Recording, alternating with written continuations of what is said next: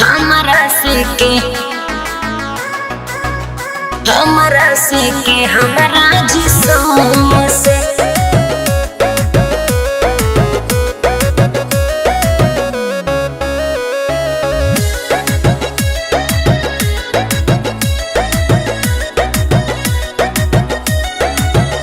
रोज नया बहाना बनावेलू, कब मिले ना हमरा से आवेलू। अरे का करी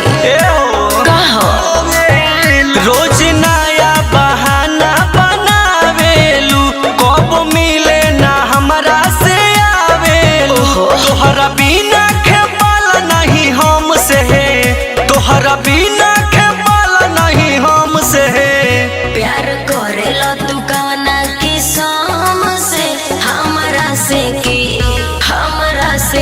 हमरा जिस्म से प्यार करेला तू कवना किस्म से हमरा से के हमरा जिस्म से।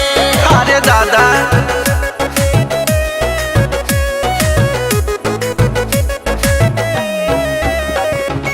म्यूजिक बाय उज्जवल कुमार।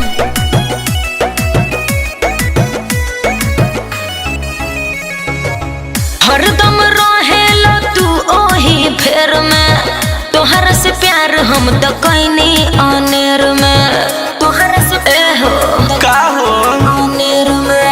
हमरा के गोरी तुम्हारे दमोहर, घटे वाला चीज ना हो घट जाई तोहर।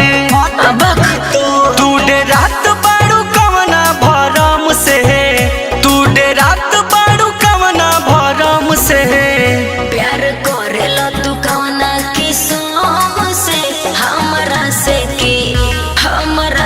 के हमरा जिस्म से प्यार करेला तू कवना किस्म से हमरा से के हमरा जिस्म से। इहन प्यार हो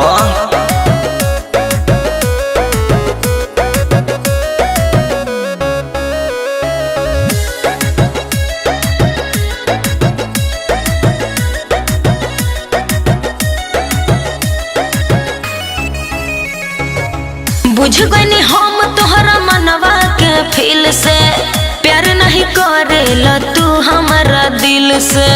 प्यार नहीं ऐसे काहे करेला अनु हमारा दिल से।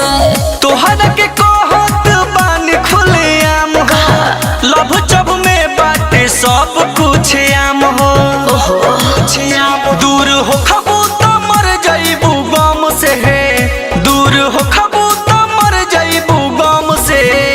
प्यार करेला तू कवना किस्म से हमरा से के हमरा जिस्म से